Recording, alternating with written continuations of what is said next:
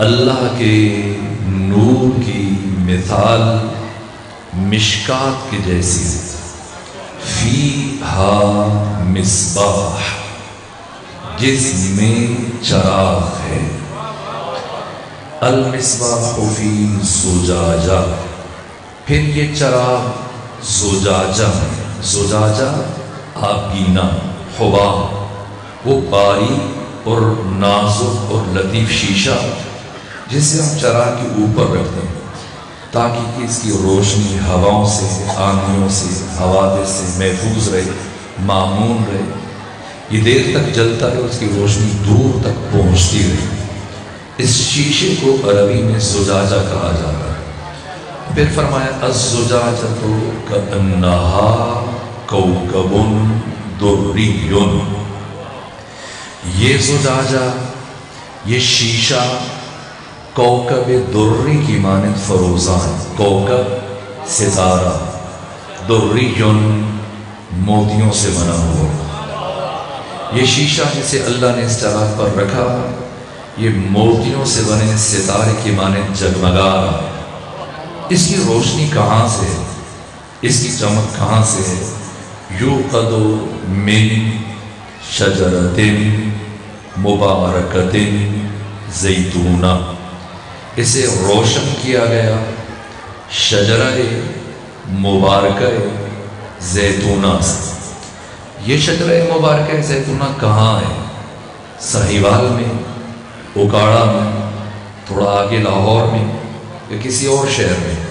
فرمایا نا، لا شرقیت ولا غربیہ، نہ یہ شرقی ہے نہ یہ غربی ہے۔ یکاد زیتھہا یضیء ولو لم تمسسہ نار، قریب ہے کہ اس شجرہ مبارکہ زیتونہ کا جوہر، رس، نچوڑ، حرف، اسارہ، اس کا سلالہ، اس کا جوہر شعلہ ور ہو جائے، جگمگا ہو جائے، لیکن اسے جلنے کے لیے، وہ روشن ہونے کے لیے آگ کی ضرورت نہیں۔ وَلَوْ لَمْ تَمْسَسْهُ نار، چاہے آگ کو اس سے مس بھی نہ کیا جائے۔ اور پھر نور کا یہ سلسلہ یہاں پہنچ کر رکتا نہیں، اس زید تک، اس جوہر تک پہنچ کر رکتا نہیں، بلکہ فرمایا نور علی نور، نور بالائے نور، ایک کے بعد دوسرا نور، یہدی اللہ لنورہ من یشاء، اللہ جسے چاہتا ہے اپنے نور کی طرف ہدایت کر دیتا ہے۔ وَيَضْرِبُ اللَّهُ الْأَمْثَالَ لِلنَّاسِ، اور اللہ بندوں کے لیے، لوگوں کے لیے مثالیں دیتا ہے۔ کیوں؟ وَاللَّهُ بِكُلِّ شَيْءٍ عَلِيمٌ، اس لیے کہ اللہ ہر شے کا علم رکھنے والا ہے، وہ جانتا ہے کہ میرا بندہ ان مشکل باتوں کو، ان عالی ترین حقائق کو، ان بالا ترین معارف کو مثالوں کے بغیر سمجھنے کی صلاحیت نہیں رکھتا۔ اگر چند مرتبہ اس مقام پر، اس شہر میں، اس دربار میں پہلے حاضر ہونے کا موقع نہ ملا ہوتا اور آپ کی عمدہ سماعتوں سے مجھے آشنائی نہ ہوتی تو میں کبھی اس مشکل آیت کو آپ کے سامنے تلاوت نہ کرتا۔ آپ کی خوبصورت سماعتوں پر اعتماد کرتے ہوئے اور انتہائی اختصاص سے کام لیتے ہوئے صرف اجمالی طور پر اس آیت کا مفہوم اور پھر مصداق کی طرف اشارہ کروں گا اور آپ کی زحمتوں کو تمام کر دوں گا۔ جائیں ڈھونڈیں جتنی بھی تفاسیر عربی میں، فارسی میں، اردو میں، دوسری زبانوں میں، سوشل میڈیا پہ چلے جائیے، جا کے ڈھونڈیے، سرچ کیجیے، یہ ڈیجیٹل بٹیرا جو آپ کے ہاتھوں میں، جن جن افراد نے سینکڑوں کی تعداد میں، جا کے دیکھیے، یوٹیوب پہ دیکھیے، لوگوں نے اس آیت سے متعلق گفتگو کی لیکن الجھے ہوئے، پریشان ہیں، ششدر ہیں، حیران ہیں، خود بھی الجھے ہوئے ہیں، دوسروں کو بھی الجھا، نور کا معنی کیا کریں؟ اگر نور کا معنی کیا تو مصباح کا معنی کیا کریں؟ مشکات کا معنی کیا کریں؟ مشکات سے کیا مراد ہے؟ اگر مشکات سے مراد کو تعین کریں تو پھر زجاجہ سے مراد کیا ہے؟ نور علی نور سے مراد کیا ہے؟ زید سے کیا مراد ہے؟ ایک سرا پکڑتے ہیں تو دوسرا چھوٹ جاتا ہے، دوسرا سرا پکڑتے ہیں تو تیسرا سرا چھوٹ جاتا ہے۔ اگر اہل بیت رسول سے ہٹ کر کسی نے اس آیت کو سمجھنے کی کوشش کی تو قیامت تک اندھیروں میں ٹامک ٹویاں مارتا رہے گا۔ اور بس ایک جملہ عرض کروں، باب الحوائج، امام موسیٰ کاظم فرماتے ہیں کہ اللہ کی قسم، اللہ کی قسم، روئے زمین پر اس آیت کا مصداق صرف اور صرف ہم محمد و آل محمد ہیں۔ اس آیت میں پروردگار نے جو زجاجہ کا لفظ استعمال کیا، اس مصباح سے مراد کیا ہے، زید سے مراد کیا ہے، نور علی نور سے مراد کیا ہے، لفظ مصباح 2 مرتبہ استعمال ہوا، اس سے مراد کیا ہے، لفظ زجاجہ 2 مرتبہ استعمال ہوا، اس سے مراد کیا ہے، لفظ نور 5 مرتبہ استعمال ہوا، اس سے مراد کیا ہے؟ کیوں پروردگار نے اپنے نور کی تشبیہ اور مثال چراغ سے نہیں دی، فرمایا مثل نور ہی کمشکات، اللہ کے نور کی مثال مشکات کی جیسی ہے۔ مشکات وہ طاقچہ جہاں پر چراغ کو رکھا جاتا ہے، اس لیے امام موسیٰ کاظم فرماتے ہیں کہ اس آیت میں مشکات سے مراد میری جدہ طاہرہ صدیقہ کبریٰ سیدہ زہرا سلام اللہ علیہا، اور اس آیت میں مصباح سے مراد میرے جد بزرگوار پیغمبر گرامی اسلام ہے، اور اس آیت میں زجاجہ سے مراد، شیشے سے مراد میرے دادا علی ابن ابی طالب کی ولایت ہے۔ وہ شیشہ جو اس چراغ نبوت کو آندھیوں سے بچائے ہوئے، حوادث سے بچائے ہوئے، اگر چراغ نبوت اور چراغ رسالت قیامت تک فروزاں ہے، جگمگا رہا ہے، روشن ہے، چمک رہا ہے، تو علی اور علی کے بیٹوں کی ولایت کی وجہ سے۔ اور پھر جو فرمایا یکادو زیتھا یضیء، قریب ہے، یہاں پروردگار مستقبل قریب کی بات کر رہے ہیں، قریب ہے کہ اس شجرہ مبارکہ زیتونہ کا جوہر شعلہور ہو جائے۔ یہ عاشورہ کو بیان کر رہے ہیں، کربلا کو بیان کر رہے ہیں، حسین ابن علی کی شہادت کو بیان کر رہا ہے، لیکن نور کا یہ سلسلہ ذات حسین ابن علی پر پہنچ کر رک نہیں رہا، بلکہ پروردگار نے فرمایا نور علی نور، نور بالائے نور، ایک کے بعد دوسرا نور۔ آیت کے اس ٹکڑے کی تفسیر میں امام موسیٰ کاظم نے فرمایا نور علی نور، یعنی امام بعد امام، امام ایک امام کے بعد دوسرا امام۔ حسین ابن علی کی نسل سے آنے والے یہ 9 امام ہیں۔ بس میرے عزیزو، رک کر آج کی حد تک صرف ابتدائی مفہوم نور سے مراد کیا ہے؟ لغت میں ڈکشنری میں جو نور کا معنی کیا گیا، الضوء المنتشر الذی یعین علی الابصار، یہ نور کسے کہتے ہیں؟ نور وہ یہ لغت میں جو ڈکشنری میں آپ معنی دیکھتے ہیں، نور وہ منتشر روشنی جو اجسام کی تشخیص میں بشر کی ممد و معاون ہے۔ آپ اس نور کی وجہ سے اگر اندھیرا ہے، اجسام کو تشخیص نہیں دے سکتے کہ یہ چھوٹا ہے، یہ بڑا ہے، یہ قریب ہے، یہ دور ہے۔ اس روشنی کی وجہ سے، اس منتشر روشنی کی وجہ سے اجسام کو تشخیص دیتے ہیں۔ اگر فلسفے میں چلے جائیں تو فلسفہ میں جو نور کی تعریف کی گئی، ظاہر لنفسہ و مظہر لغیرہ، اور حکمت متعالیہ کے بانی مرحوم ملا صدرہ نے جو نور کا مفہوم بیان کیا، نور وہ حقیقت کہ ہر ایک جس کا محتاج ہے اور وہ خود سب سے بے نیاز ہے۔ سب کو نور کی ضرورت ہے، لیکن خود نور کو کسی کی ضرورت نہیں ہے۔ اور اگر اب بھی کسی کے ذہن میں نور کا مفہوم نہ پہنچا ہو تو پھر آئیے خلیل بن احمد فراہیدی، وہ عظیم الشان شخصیت جن کا تعلق میرے مکتب سے نہیں، جن کی وفات 786 ہجری میں ہوئی۔ اس وقت عربی زبان میں جتنی بھی لغتیں ہیں، جتنی بھی ڈکشنریاں ہیں، جیسے لسان العرب ہے، فقہ اللغہ ہے، قاموس ہے، بحر المحیط ہے، مجموع البحرین ہے، منجد ہے، تمام کی تمام لغات، تمام کی تمام ڈکشنریاں جس ڈکشنری اور لغت کو دیکھ کر لکھی گئی عربی زبان کی پہلی جامع ترین لغت، اسے خلیل بصری نے لکھا، جو سیبویہ جیسے امام النحو کے استاد خلیل بن احمد فراہیدی جن کی وفات 786 ہجری میں ہوئی، انہوں نے لغت کی عربی زبان کی پہلی ڈکشنری لکھی جس کا نام کتاب العین ہے۔ یہ خلیل بن احمد فراہیدی خلیل بصری، ان کا ایک معمول تھا کہ اٹھتے بیٹھتے ایک جملہ اپنی زبان سے ادا کیا کرتے تھے، کیا؟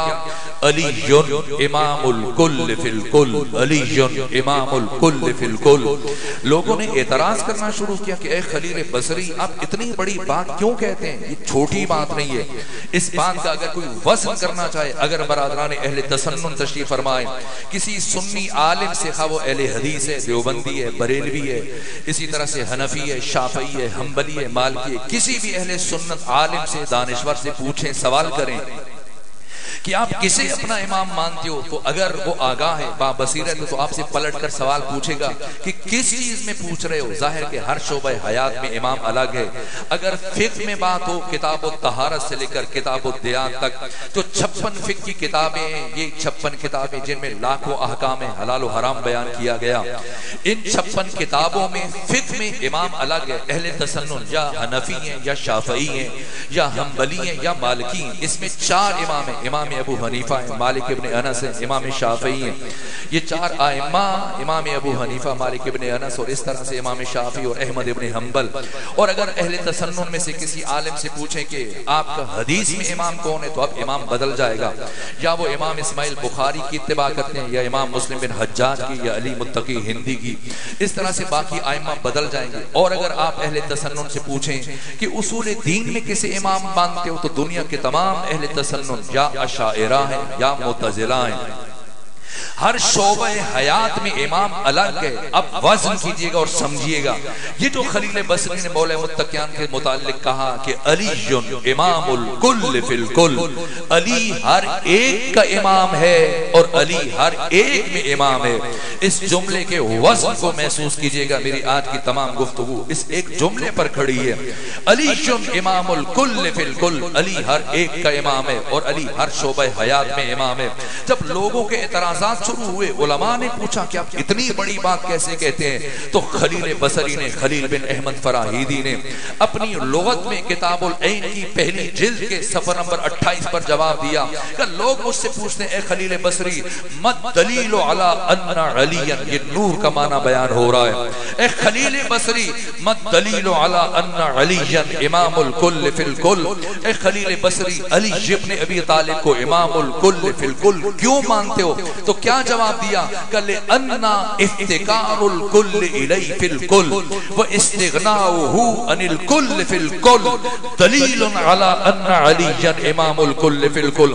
کہ جب میں نے علی کی زندگی کو پڑھا، علی کی حیات طیبہ کے 63 سالوں کا مطالعہ کیا، تو میں نے کائنات کے تمام افراد کو علی ابن ابی طالب کا محتاج پایا ہے، اور خود علی ابن ابی طالب کو کائنات کے تمام انسانوں سے بے نیاز پایا ہے۔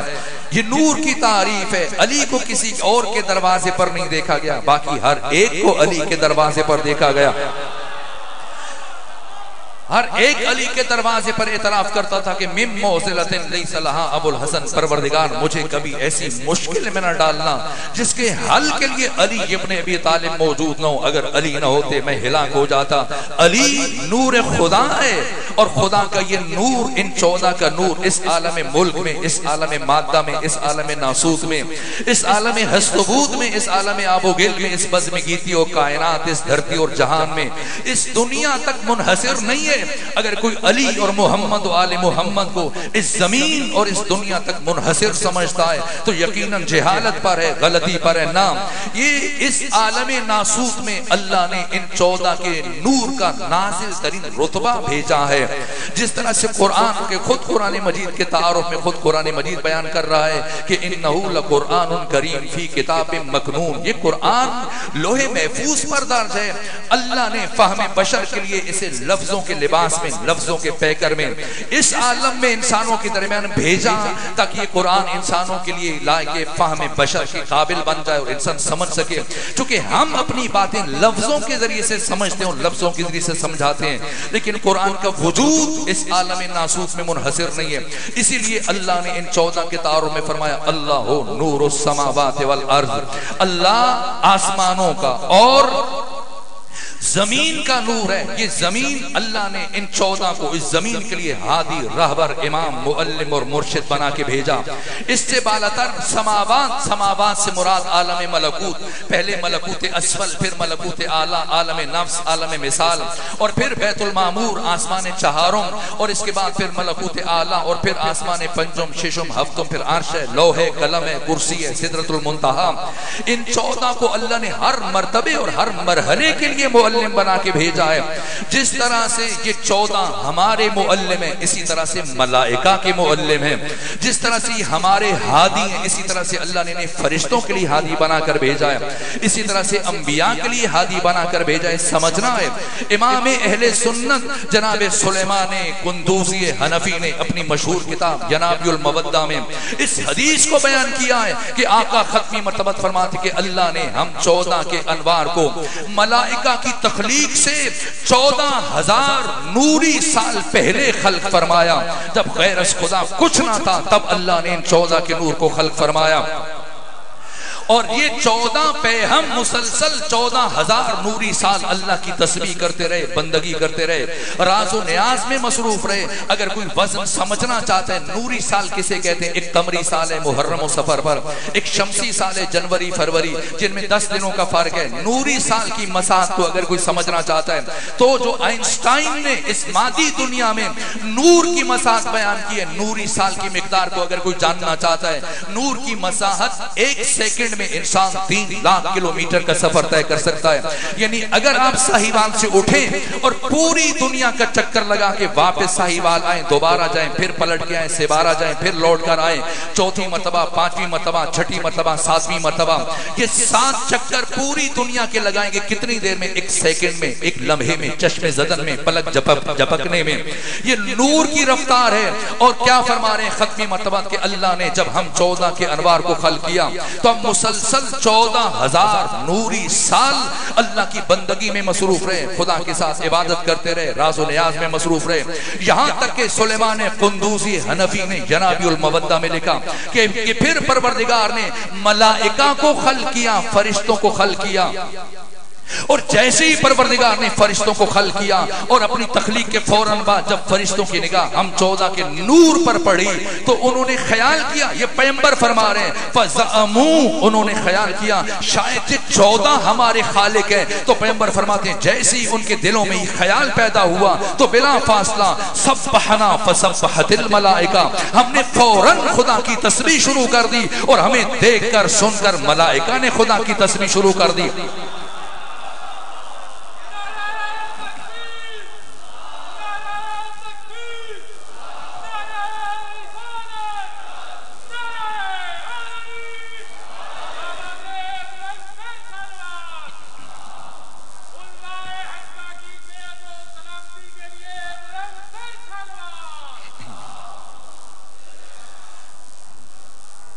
پروردگار آپ کی سماعتوں کو سلامت رکھے. سبحنا وسبحت الملائکہ، ہم نے سبحان اللہ کہا، ہمیں دیکھ کر سن کر ملائکہ نے سبحان اللہ کہنا شروع کیا.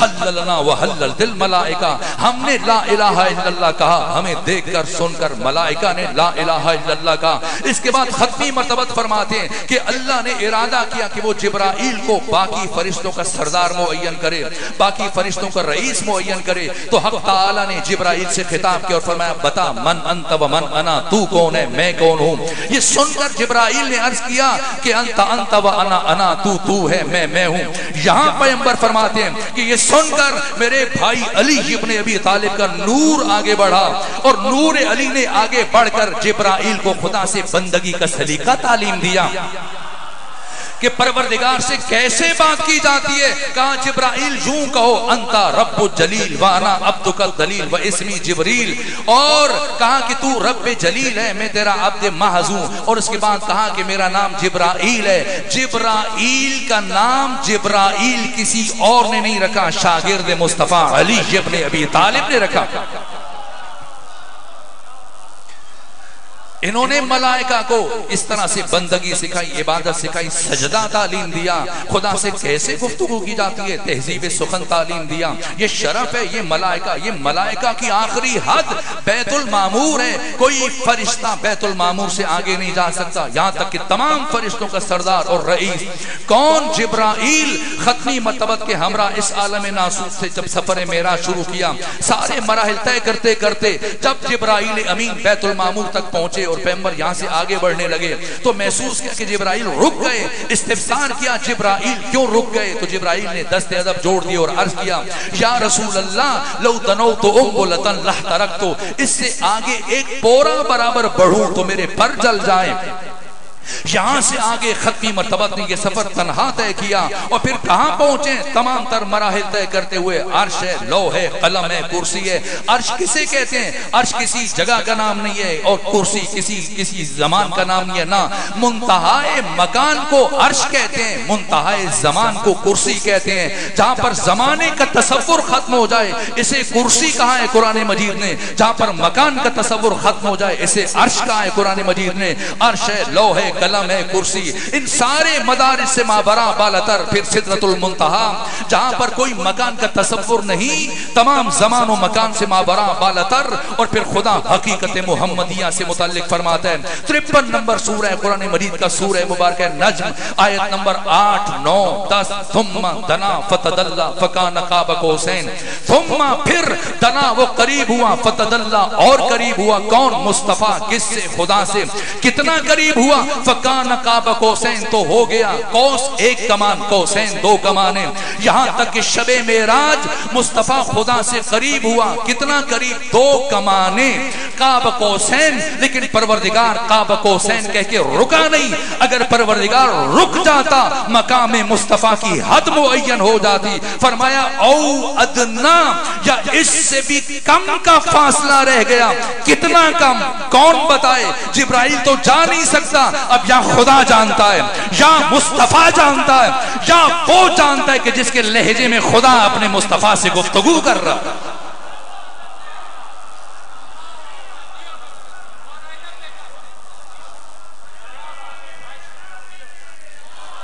یہ 14 جس طرح سے ہمارے معلم ہیں، جیسے ہمارے امام ہیں، جیسے ہمارے مرشد ہیں، جیسے ہمارے راہبر ہیں، جیسے ہمارے ہادی ہیں، اسی طرح سے اللہ نے ان 14 کو ملائکہ پر امام قرار دیا۔ یہ 14 ملائکہ کے معلم ہیں، ملائکہ نے انہیں نہیں سکھایا، انہوں نے ملائکہ کو سکھایا ہے۔ ملائکہ پر اللہ نے ان کی تعظیم کو واجب قرار دیا، یہاں تک کہ ختمی مرتبہ جب معراج پر تشریف لے کر جا رہے تھے اور بیت المعمور آسمان چہارم، جہاں پر پروردگار نے فرشتوں کو رکھا، جہاں پر پروردگار نے انبیاء کی ارواح کو رکھا، اور جہاں پر اللہ نے جنت کو رکھا ہے، جب ختمی مرتبہ بیت المعمور پہنچے آسمان چہارم ملکوت اعلیٰ، تو فرشتوں نے خدا سے خواہش کی، کہنے لگے پروردگار ہماری خواہش ہے کہ ہم جمال مصطفیٰ کا قریب سے مشاہدہ کریں۔ اذن پروردگار عطا ہوا، فرشتوں نے صفیں بنائی اور پیغمبر گرامی اسلام فرشتوں کے درمیان سے گزرتے ہوئے آگے بڑھ رہے ہیں، اور تمام فرشتوں کے سر جھکے ہوئے، اور ہر فرشتے کی زبان سے سلام سلام سلام کی آوازیں بلند ہو رہی ہیں۔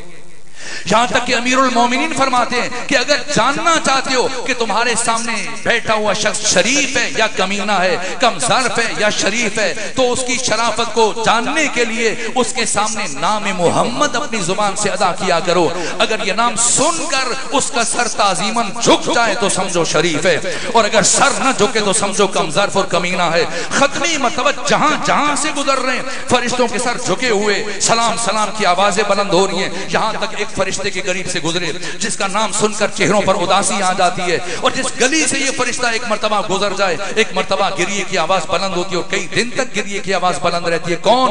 اسرائیل۔ جیسے ہی پیغمبر آگے بڑھنے لگے اسرائیل نے دست ادب جوڑ دیے اور عرض کیا یا رسول اللہ جب زمین پر تشریف لے کر جائیں تو اپنے بھائی علی ابن ابی طالب کی خدمت میں میرا سلام عرض کیجئے گا۔ پیغمبر اسلام نے پوچھا اے اسرائیل اتعرف علی ابن ابی طالب، جانتے ہو کہ علی کون ہے؟ تو کیا جواب دیا؟ فکیف لا اعرفہ یا رسول اللہ، یا رسول اللہ میں علی کو کیسے نہ پہچانوں؟ لقد امرنی اللہ، در حالی کہ اللہ نے مجھے یہ حکم دے رکھا ہے اللہ اقبض روح شیعت علی ابن ابی طالب الا باذنہ، کہ میں علی ابن ابی طالب کے کسی بھی شیعہ کی روح کو اس وقت تک قبض نہ کروں جب تک کہ علی کی طرف سے اجازت نہ آ جائے۔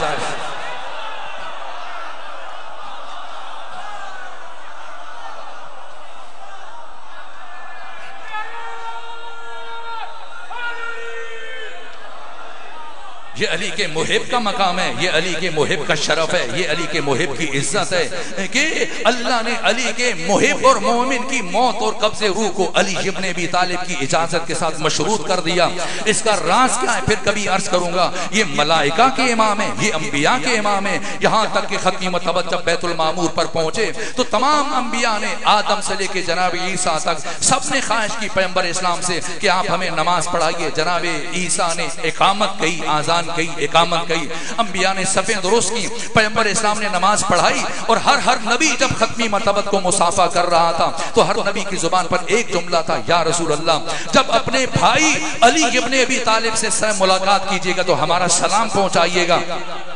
یہ علی کی عزت ہے، علی نور خدا ہر ایک جس کا محتاج ہے، اور وہ خود سب سے بے نیاز ہے۔ علی ملائکہ کے معلم ہے، علی فرشتوں کے مشکل کشا ہیں، علی انبیاء کے مشکل کشا ہیں، یہاں تک کہ جب انبیاء کی بات کر رہا ہوں تو اب قرآن باقیوں کے لیے حجت قرار نہیں پا سکتا۔ اگر عیسائی ہے تو وہ قرآن کو نہیں مانے گا، اب میں عیسیٰ کی بات کروں، باقی انبیاء کی بات کروں، انبیاء ما سبق کی بات کروں، پھر تورات سے بات ہونی چاہیے، پھر انجیل سے بات ہونی چاہیے، پھر زبور سے بات ہونی چاہیے۔ تو انجیل متی کی یہ ڈیجیٹل بٹیرہ آپ کی جیبوں میں موجود ہے، اسے نکالیے اور سرچ کیجئے انجیل متی کی 46واں باب 27ویں آیت۔ It's about 3 o'clock Jesus cried out with loud shout ایلی ایلی ایلی لما شبختنی۔ یہ آیت آج بھی موجود ہے انجیل میں کہ جب عیسیٰ کو پھانسی دینے کے لیے لے کر گئے آدھی رات میں، ایک مرتبہ پھانسی دینے کے لیے، تو ایک مرتبہ عیسیٰ نے پوری طاقت سے کہا ایلی میری مدد کو آئیے۔ لیکن یہ ایلی کون ہے؟ اس لیے کہ جس طرح سے عربی میں، فارسی میں، اردو زبان میں لفظ ایلی جس طرح سے عربی، فارسی، اردو زبان میں لفظ علی مولا علی کے لیے بھی استعمال ہوتا ہے، اللہ کے لیے بھی استعمال ہوتا ہے، اسی طرح سے عبروں میں، عبرانی زبان میں ایلی کا لفظ اللہ کے لیے بھی استعمال ہوتا ہے، مولا علی کے لیے بھی استعمال ہوتا ہے۔ تو ممکن ہے کہ عیسائی کہیں اس وقت جناب عیسیٰ اپنے خدا کو پکار رہے تھے۔ تو اب سنیے زبور کا حوالہ سنیے، جناب داؤد کیا کہتے ہیں کہ it is our duty to revere him whose name ایلی، یہ ہماری ڈیوٹی ہے کہ عزت کریں اس کی جس کا نام ایلی ہے۔ لیکن جناب داؤد ہم تو یہ جاننا چاہتے ہیں کہ تورات میں، انجیل میں، زبور میں، آسمانی صحیفوں میں جو لفظ ایلی آیا ہے اس سے مراد کون ہے؟ تو اب جناب داؤد زبور میں فرماتے ہیں کہ this honorable personality is also called as Haider. اس عزت دار شخصیت کو حیدر بھی کہتے ہیں، حیدر بھی کہتے ہیں۔ کون Haider? Haider is the helper of helpless، وہ حیدر کے جو بے سہاروں کا سہارا ہے، اس لائن کا لائن کہ جو شیر کی طرح دلیر ہے۔ اے جناب داؤد کوئی اور علامت بیان کیجئے، کہا ایسی علامت کہ قیامت تک کوئی انکار نہیں کر سکتا، and is to be born in Kaaba، اور وہ ایلی مولود کعبہ ہوگا۔ اور پھر کیا فرمایا؟ to seek his help، اسی علی سے مدد تلاش کیجئے۔ جب ہم نے دیکھا کہ انجیل میں جناب عیسیٰ یہ کہہ رہے ہیں ایلی ایلی ایلی لما شبختنی، اور زبور میں جناب داؤد یہ فرما رہے ہیں to seek his help، اسی علی سے مدد تلاش کرو، تو پتہ یہ چلا کہ یا علی مدد کہنا بدعت نہیں ہے، انبیاء کی سنت ہے۔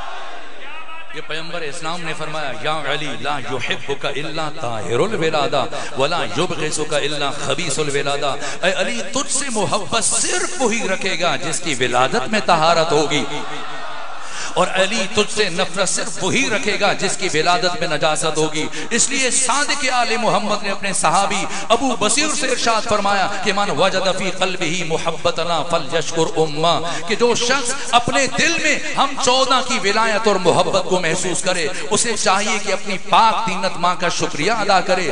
ابو بصیر سمجھدار تھے، پوچھنے لگے فرزند رسول اگر ماں کا انتقال ہو جائے تو کیا کرے؟ فرمایا اس کی قبر پہ چلا جائے، جا کے فاتحہ پڑھے اور کہے ماں میں تیرا ممنون احسان ہوں کہ تو نے میرے باپ کی امانت میں خیانت نہیں کی۔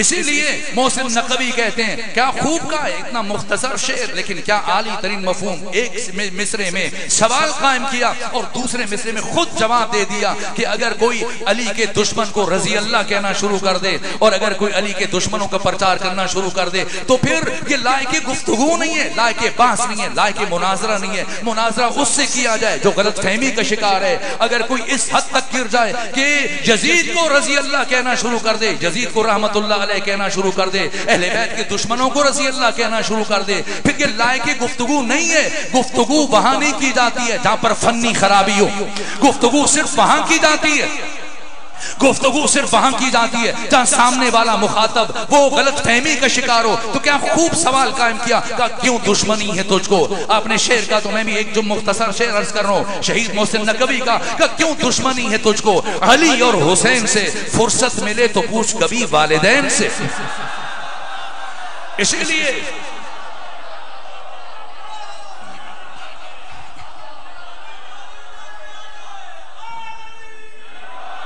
یہ حدیث کے ساتھ جو جابر بن عبداللہ انصاری نے نقل کر کے ہم تک پہنچائیے، یہ جابر بن عبداللہ انصاری روایت کرتے ہیں کہ 7 ہجری میں جنگ خیبر فتح ہوئی اور جنگ خیبر کی کامیابی کے بعد جب پیغمبر لوٹ کر واپس مدینہ آئے تو پھر 4 سال میں اکثر پیغمبر اسلام اپنے صحابہ کو یہ جملہ ارشاد فرمایا کرتے تھے کہ میرے صحابہ اپنے چھوٹے بچوں کو اٹھا کر ایسی گلی میں چلے جاؤ چوراہے میں جہاں سامنے سے علی ابن ابی طالب کا گزر ہو رہا ہو، اور جب علی قریب پہنچے تو تم اپنے بچے سے علی کی طرف اشارہ کر کے پوچھو اتحب ھذا الفتى اتحب ھذا الفتى، کیا تمہیں اس جوان سے محبت ہے؟ اگر بچہ اس بات میں سارے ہلائے کہ ہاں ہے تو گھر جا کر اللہ کا شکر ادا کرو، اور اگر کہے کہ نہیں ہے تو گھر جا کر اس بچے کی ماں کو طلاق دے دو تاکہ تمہاری بعد میں آنے والی نسل سالم رہ سکے۔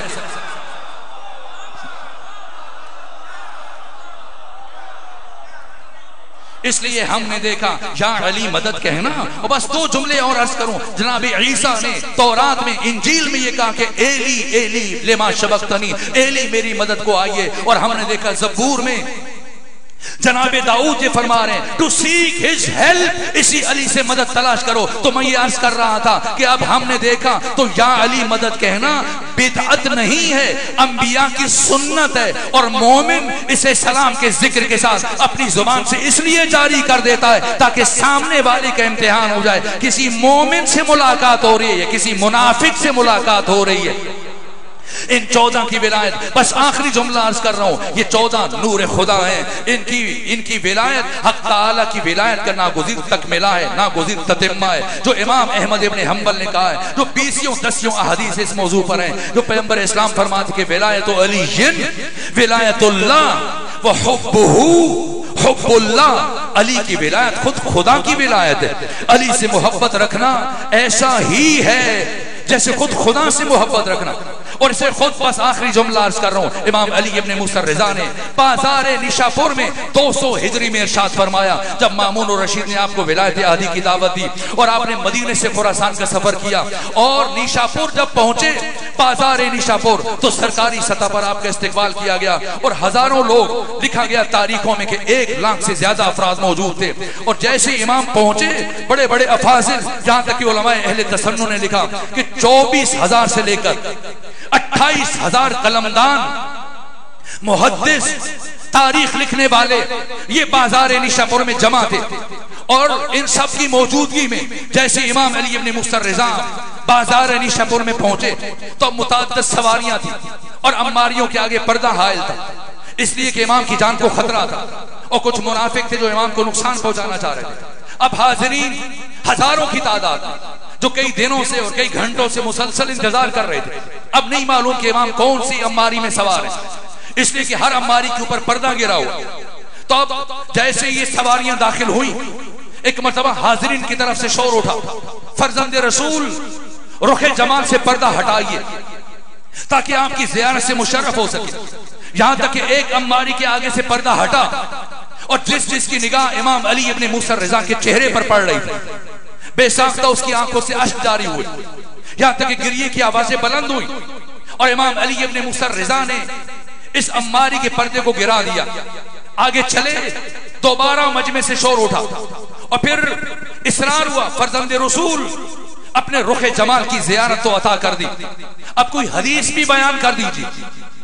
ایک مرتبہ دوبارہ پردہ ہٹایا اور فرمایا سنو مجھ سے میرے بابا موسیٰ کاظم نے, ان سے ان کے بابا جعفر صادق نے, ان سے ان کے بابا محمد باقر نے, ان سے ان کے بابا علی زین العابدین نے, ان سے ان کے بابا حسین ابن علی نے, ان سے ان کے بھائی حسن مجتبیٰ نے, ان سے ان کے بابا علی ابن ابی طالب نے, ان سے پیغمبر گرامی اسلام نے, اور ان سے اللہ نے یہ فرمایا.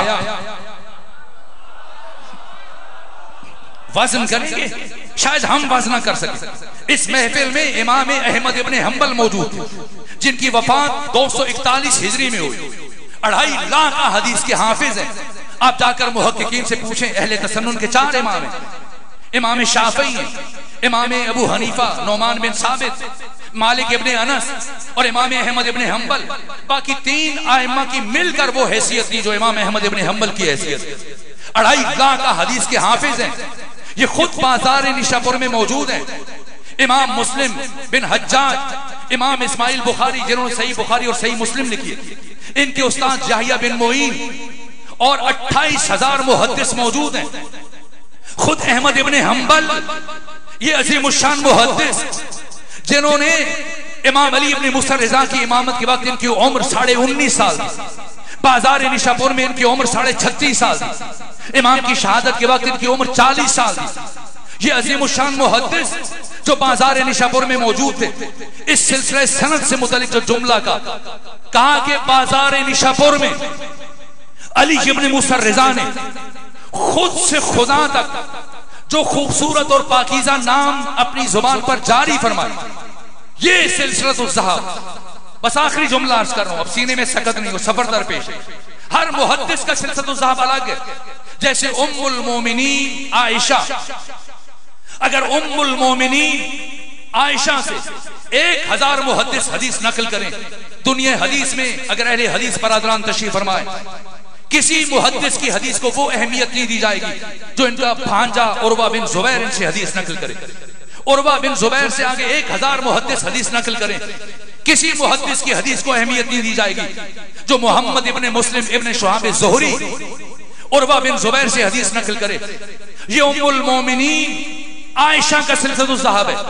اور یہ سلسلۃ الذہب امام علی ابن موسیٰ رضا کا کہ خود سے خدا تک پہنچے, اس سلسلے سے متعلق وزن کیجئے گا.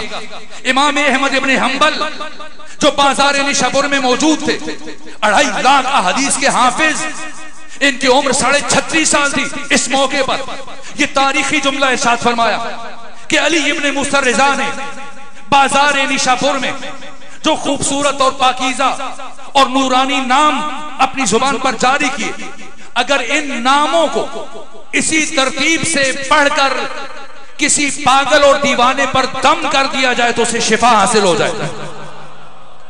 اب سمجھیے گا کہ اتنا بڑا سلسلہ سند کیوں بیان کر رہے ہیں. جب آپ سے حدیث کا مطالبہ کیا گیا تو حدیث بیان کریں, نہیں بات اتنی بڑی کہنے جا رہے ہیں جس کے لیے امام نے اتنا عظیم الشان سلسلہ سند بیان کیا. لوگ سمجھتے ہیں صرف لا الہ الا اللہ کی مشقیں کرنے سے انسان موحد بن جاتا ہے, توحید پرست بن جاتا ہے. آئیں سمجھیں بس آخری جملہ آیت نور کے تناظر میں حقیقت توحید کیا ہے, روح توحید کیا ہے, کمال توحید کیا ہے. امام علی ابن موسیٰ رضا نے بازار نشاپور میں نصاب توحید کو بیان کیا. فرمایا سنو اللہ یہ فرما رہا ہے کلمۃ لا الہ الا اللہ حصنی, کلمہ لا الہ الا اللہ میرا قلعہ ہے. فمن دخل فی حصنی امن من عذابی, جو اس قلعہ توحید میں داخل ہوا وہ میرے عذاب سے بچ گیا. یہ فرمایا پردہ گرا دیا، لیکن سامنے ساہیوال کے مومنین نہیں تھے، بلکہ کئی دنوں اور گھنٹوں سے انتظار کرنے والے وہ محدث، دانشور، علماء، سکولرز، فقہا سب جمع تھے۔ ایک مرتبہ اس سوچ میں پڑے کہ صرف اتنی بات کہنے کے لیے علی ابن موسیٰ الرضا اتنے بڑے سلسلے سند کو بیان نہ کرتے، یقیناً بات کچھ اور ہے۔ اسی جیسی امام علی ابن موسیٰ الرضا نے پردہ گرایا، پھر سے سوال اٹھا، پھر سے اصرار اٹھا، آوازیں بلند ہوئی، فرزند رسول اپنی گفتگو کو مکمل کر دیجئے، اپنی بات کو مکمل کیجئے۔ ایک مرتبہ مسلسل اصرار پر تیسری مرتبہ امام علی ابن موسیٰ الرضا نے پردہ ہٹایا اور ایک جملہ ارشاد فرمایا، فرمایا بشرطها وشروطها وانا من شروطها۔ یہ جو اللہ نے فرمایا کہ کلمہ لا الہ الا اللہ میرا قلعہ ہے، جو اس میں داخل ہوا میرے عذاب سے بچ گیا، جہنمی ہونے سے بچ گیا، نجات یافتہ ہوا۔ اس کی کچھ شرائط ہیں، اس کی کچھ ارکان ہیں۔ وَأَنَا مِن شُرُوطِهَا، ارکان توحید میں سے، شرائط توحید میں سے ایک شرط میں علی ابن موسیٰ الرضا ہوں۔ اب سمجھنا ہے، لوگ سمجھتے ہیں شاید لا الہ الا اللہ کی مشقیں کرنے سے، اللہ ہو کا ورد کرنے سے انسان موحد بن جاتا ہے، توحید پرست بن جاتا ہے۔ تو سنیں مصباح الہدایہ میں خمینی بت شکن نے، شمیم ولایت میں آیت اللہ جوادی عاملی نے، آیت اللہ حسن زادہ عاملی نے، آیت اللہ وحید خراسانی نے، بڑے بڑے فقہا، عرفا، محدثین نے امام کے کلام کی تفسیر میں بیان کیا کہ علی ابن موسیٰ الرضا کیا بیان فرما رہے ہیں؟ لا الہ الا اللہ توحید ہے، لیکن کمال توحید نہیں ہے، یہ توحید کا نقطہ آغاز ہے۔ کمال توحید کیا ہے؟ کمال توحید اللہ کی وحدانیت کے اقرار، اظہار، اعتراف کے بعد ان 14 کی ولایت مطلقہ کو کما حقہ تسلیم کرنا، یہ توحید کا کمال ہے۔ پھر کفر کیا ہے اور شرک کیا ہے؟ اللہ کا یا اللہ کے بعد ان 14 میں کسی ایک کا انکار، ان 14 میں سے کسی ایک کے ساتھ دشمنی، بغض، عداوت، یہ کفر ہے۔ کفر اور شرک کیا ہے؟ شرک ان 14 کے علاوہ کائنات کے کسی بھی 15ویں انسان کو اٹھا کر ان کی صف میں شامل کرنے کی کوشش کرنا، یہ شرک ہے، یہ شرک ہے۔ ان کی ولایت حق تعالی کی وحدانیت کا ناگزیر تتمہ ہے، ناگزیر تکملہ ہے۔ ان کی مشیت خدا کی مشیت ہے۔ یہ امام صادق نے فرمایا اصول کافی میں، نحنو واللہ مشیت اللہ، اللہ کی قسم ہم 14 مشیت خود اپنی آنکھوں پر پٹی باندھ کر اپنے بیٹے اور غلام کے ہمراہ حسین ابن علی کی بارگاہ میں گئے اور دست ادب جوڑ کر عرض کیا، فرزند رسول کیا میری توبہ قبول ہو جائے گی؟ کیا خدا مجھے معاف کر دے گا؟ جائیں تلاش کریں 56 کتابیں مقتل کی، منہاج الدموع، دمۃ الثاقبہ، نفس المحموم، اللہو۔ کوئی اور ہوتا کہتا اچھا میں تمہاری دعا کروں گا، امید دلاتا، لیکن یہ حسین ہے، اللہ کی مشیت کا ظرف، خود ارادہ خدا، خود مشیت خدا۔ جیسی حر نے بارگاہ حسینی میں عرض کیا، فرزند رسول کیا خدا مجھ سے راضی ہو جائے گا؟ کیا اللہ میری توبہ قبول کر لے گا؟ کیا خدا مجھے معاف کر دے گا؟ لبھائے حسینی میں جنبش پیدا ہوئی، فرمایا حر جا، اللہ نے تجھے معاف کیا۔ حسین ارادہ خدا، حسین مشیت خدا، حسین رضا خدا، یہ 14 خود خدا کی رضا ہے، یہ 14 خود خدا کی مشیت ہے، یہ 14 خود خدا کا ارادہ ہے۔ ان سے مانگنا ایسا ہی ہے جیسے خود خدا سے مدد طلب کرنا، اس لیے کہ خدا نے معین کیا، آپ کی مرضی کہیے یا اللہ مدد، اگر جی چاہتے ہیں نبی سے مانگے کہیے یا نبی مدد، اگر جی چاہ رہے علی سے مانگے کہیے یا علی مدد، اگر کسی کا جی چاہتے ہیں وہ امام زمانہ سے مانگے کہیے یا مہدی مدد، جس سے بھی مدد مانگے مدد مل جائے گی۔ اللہ سے مانگے تب بھی ملے گی، نبی سے مانگے تب بھی ملے گی، علی سے مانگے تب بھی ملے گی، سیدہ سے مانگے تب بھی ملے گی، مہدی سے مانگے تب بھی ملے گی، جس سے بھی مدد مانگے گا مدد مل جائے گی۔ لیکن اگر کوئی بدبخت اپنے دل میں علی ابن ابی طالب کا بغض رکھتے ہوئے یا اللہ مدد کہے گا، مدد تو نہیں ملے گی، لعنت یقیناً مل جائے گی۔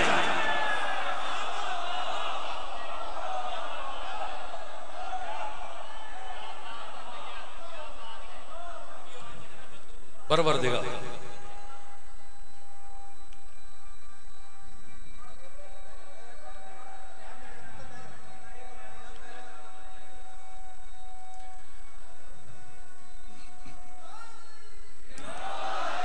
شرمندہ ہوں، سینے میں سکت نہیں تو وقت میں گنجائش بھی نہیں تھی، سفر درپیش ہے اور یہیں پر رک رہا ہوں۔ علی کائنات کی مشکل کشا ہے، علی انبیاء کی مشکل کشا ہے، علی ملائکہ کی مشکل کشا ہے۔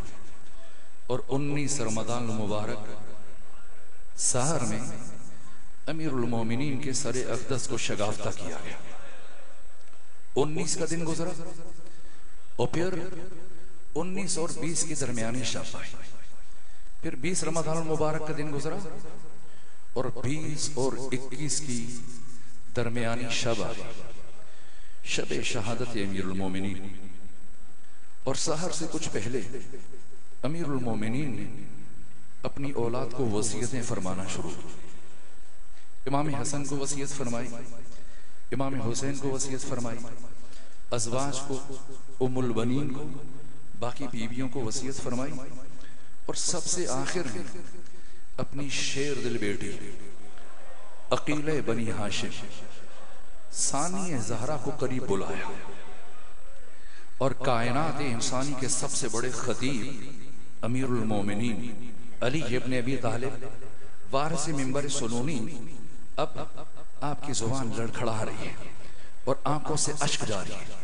علی کچھ کہنا چاہتے ہیں لیکن کہہ نہیں پا رہے، پھر اشارہ کیا بیٹی زینب اور قریب آ جائے، یہاں تک کہ کہا اپنا کان میرے دہن کے قریب لے آئے، اور پھر کچھ وصیتیں فرمائی جس پس ایک جملہ تھا کہ مجلس مکمل ہو جائے، جس کے بعد مولا متقیان کی شہادت ہو گئی، اور پھر 20 سال گزر گئے۔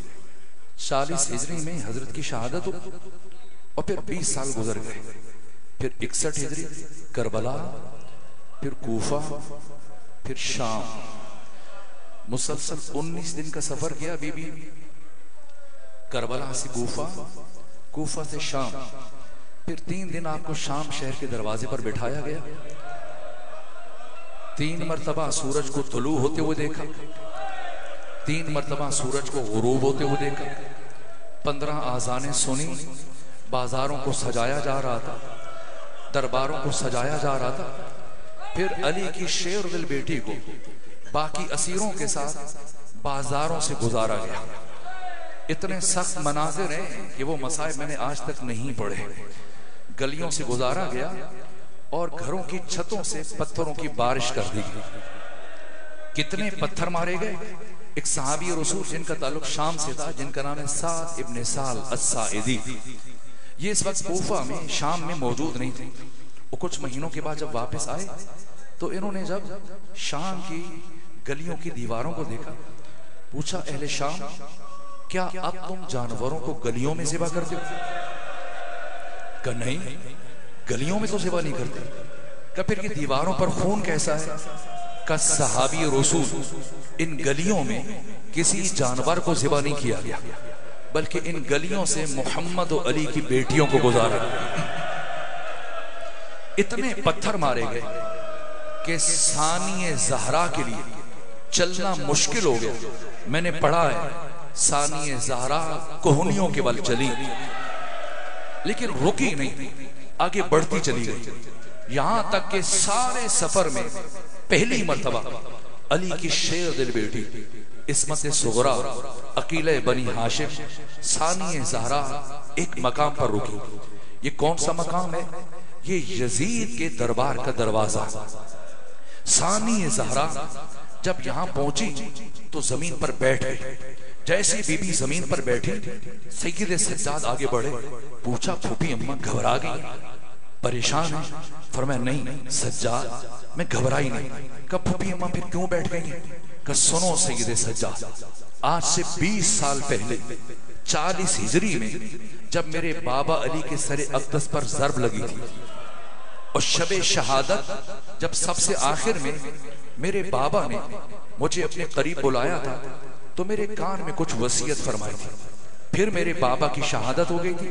پھر 20 سال بنو ہاشم کی خواتین مجھ سے پوچھتی تھی اے ثانی زہرا وقت آخر آپ کے بابا علی نے آپ کے کان میں کیا کہا تھا؟ کہا بیٹا سجاد میں نے کبھی کسی کو کچھ نہیں بتایا، آج زندگی میں پہلی مرتبہ آپ کو بتانے لگی۔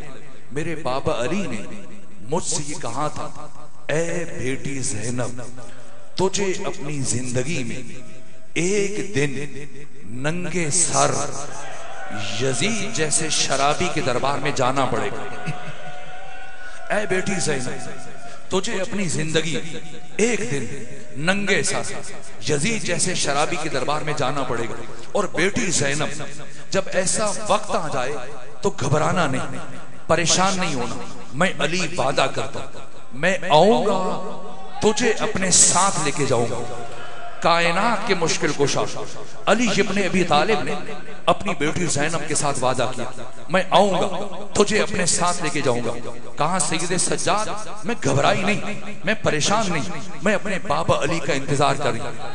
یہاں تک کہ کچھ لمحے گزرے تھے اور ثانی زہرا یہ کہتے ہوئے اٹھ کر کھڑی ہوئی السلام علیکہ یا ابدا، السلام علیکہ یا امیر المومنین۔ اس کے بعد بی بی یزید کے دربار میں داخل ہوئی۔ میں دست ادب جوڑ کر یہ خود بارگاہ امیر المومنین میں سوال کرتا ہوں، آپ نے کسی اور مرحلے کے لیے ایسا وعدہ نہیں فرمایا۔ امام حسین کی شہادت خود قیامت کا مرحلہ تھا، علی اکبر کی شہادت خود قیامت کا مرحلہ تھا، اس سارے سفر کا ایک ایک لمحہ قیامت کا تھا، کسی اور مرحلے کے لیے ایسا وعدہ نہیں کیا۔ کیوں یزید کے دربار کے دروازے کے اس مرحلے پر فرمایا کہ میں آپ کو لینے کے لیے آؤں گا؟ بس اب تفصیلی مصائب سنیں گے، میں ایک جملہ عرض کر رہا ہوں تاکہ مجلس مکمل ہو جائے۔ جب سیدہ زہرا کی شہادت ہوئی تھی اور غسل و کفن کے بعد مولا متقیہ نے باری باری بچوں سے فرمایا تھا، سب سے پہلے حسن سے کہا تھا بیٹا حسن آئیں، آ کر آخری مرتبہ اپنی ماں فاطمہ کے چہرے کی زیارت کر۔ اس کے بعد امام حسین کو بلایا تھا، تفصیلی روایت۔ پھر امام حسین نے اپنی مادر گرامی کے چہرے کی زیارت کی۔ پھر جناب فضہ سے کہا جناب فضہ جائیں میری بیٹی زینب سے کہیے ان کی ماں فاطمہ کا جنازہ لے کے جا رہے، آ کر آخری مرتبہ اپنی ماں فاطمہ کے چہرے کی زیارت کر۔ سنیں گے یہ بات سن کر ثانی زہرا نے زینب کبریٰ نے جناب فضہ کو کیا جواب دیا تھا؟ کہا تھا اماں فضہ پہلے بابا سے کہیے وہ اس حجرے سے باہر تشریف لے جائے، پہلے بابا سے کہیے وہ اس حجرے سے باہر تشریف لے جائے، اس لیے کہ جب میں اپنی ماں کی میت پر جاؤں گا مبادا گریہ کرتے ہوئے میرے سر سے ردا سرک جائے تو مجھے اس حالت میں اپنے بابا کے سامنے جاتے ہوئے شرم محسوس ہوتی ہے۔ گریہ اس لیے اور علی اس لیے وعدہ فرما رہے ہیں کہ جو بی بی 5 برس کی عمر میں اپنے بابا کے سامنے جاتے ہوئے شرم محسوس کر رہی ہے، اللہ جانے ننگے سر یزید جیسے شرابی کے دربار میں کیسے جائے۔